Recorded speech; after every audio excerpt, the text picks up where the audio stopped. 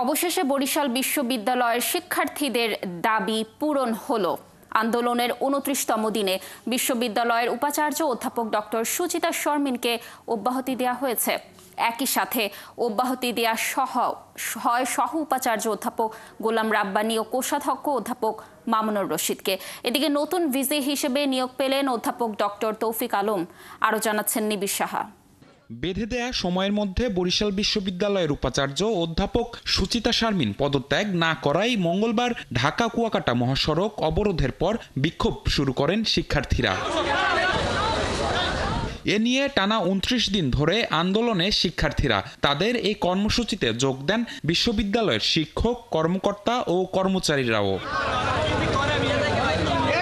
অবশেষে ইতি ঘটল টানা ১ মাসের আন্দোলনের। মঙ্গলবার রাতে আন্দোলনের ২৯তম দিনে এসে বিশ্ববিদ্যালয়ের উপাচার্য সুচিতা শারমিনকে অব্যাহতি দেয়া হয়েছে। সেই সঙ্গে সহ উপাচার্য ও কোষাধ্যক্ষকেও অব্যাহতি দেয়া হয়। শিক্ষা মন্ত্রণালয়ের মাধ্যমিক ও উচ্চশিক্ষা বিভাগের সিনিয়র সহকারী সচিব এএসএম কাশেম স্বাক্ষরিত প্রজ্ঞাপন থেকে এসব তথ্য জানা গেছে। অন্তর্বর্তী সময়ের জন্য রাজশাহী বিশ্ববিদ্যালয়ের ফলিত রসায়ন ও কেমিকৌশল বিভাগের অধ্যাপক তৌফিক আলমকে বরিশাল বিশ্ববিদ্যালয়ের উপাচার্য হিসেবে দায়িত্ব দেয়া হয়েছে। এতে খুশি আন্দোলনরত শিক্ষার্থী ও শিক্ষকরা। গত ১৭ এপ্রিল থেকে বরিশাল বিশ্ববিদ্যালয় প্রশাসনে স্বৈরাচারের পুনর্বাসন ও জুলাই আন্দোলনের পক্ষে অবস্থানকারীদের হয়রানির অভিযোগ তুলে উপাচার্য বিরোধী আন্দোলন শুরু করেন শিক্ষার্থীরা। নিবিড় সাহা, ৭১, ঢাকা। বিধান প্রজ্ঞাপন জারির পর শিক্ষার্থীদের প্রতিক্রিয়া কেমন দেখছেন, আর বিশ্ববিদ্যালয়ের কি অবস্থা এখন, কি তথ্য রয়েছে জানাবেন?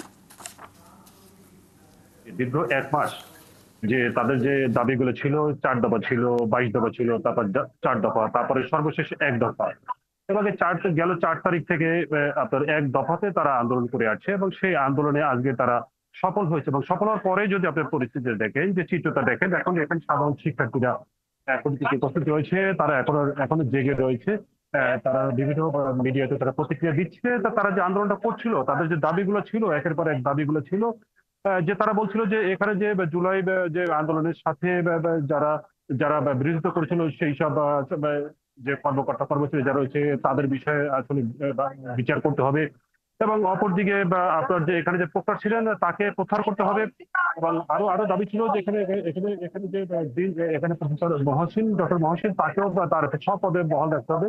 এবং এইসব বিষয়গুলো নিয়ে ডক্টর সুচিতা শারমিন যে বরিশাল বিশ্ববিদ্যালয়ের যে ভিসি, এই যে যাকে প্রত্যাহার করে নেওয়া হলো, তার সব পদে নেওয়া হলো ঢাকা বিশ্ববিদ্যালয়। এবং এবং এবং আজকে যখন সেই কথা পেয়ে শুনলো শিক্ষার্থীরা, তারপর থেকে তারা এখন তারা উল্লাস করছেন। এবং আমরা দেখেছি যে তারা কিন্তু কাপড় পরে যে তারা কিন্তু অনশনে ছিল এর আগে কাপড় যে মিছিল করেছে, তারপর আপনার জানাজা বা কাপড় পরে মিছিল করেছে, গায়েবানে জানাজা করেছে, মানে প্রতিটি জানাজা।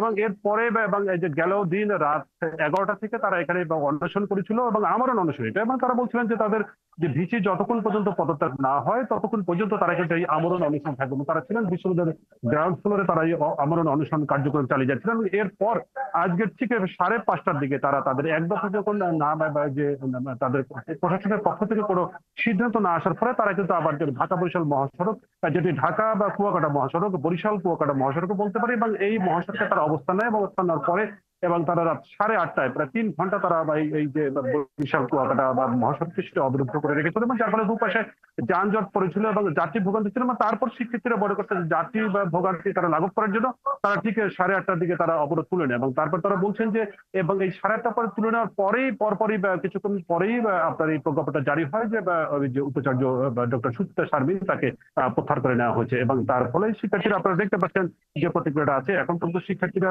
এখনো আছে, তারা উল্লাস করছেন। এবং সব নিয়ে তারা মনে করছেন যে তাদের যে আন্দোলন ছিল, তাদের যে দাবিটা ছিল, তাদের সেই দাবি সর্বশেষ পর্যায়ে যে ১ দফা যে দাবিটা উঠেছিল তাদের পক্ষ থেকে, সেই ১ দফা দাবিতে তারা সফল হয়েছে। যুক্ত থাকার জন্য আপনি থাকুন, সেখানে তথ্য সংগ্রহ করতে থাকুন। আমরা নিশ্চয়ই পরবর্তীতে আপনার সাথে যুক্ত হয়ে দর্শকদের সর্বশেষ তথ্য জানানোর চেষ্টা করব।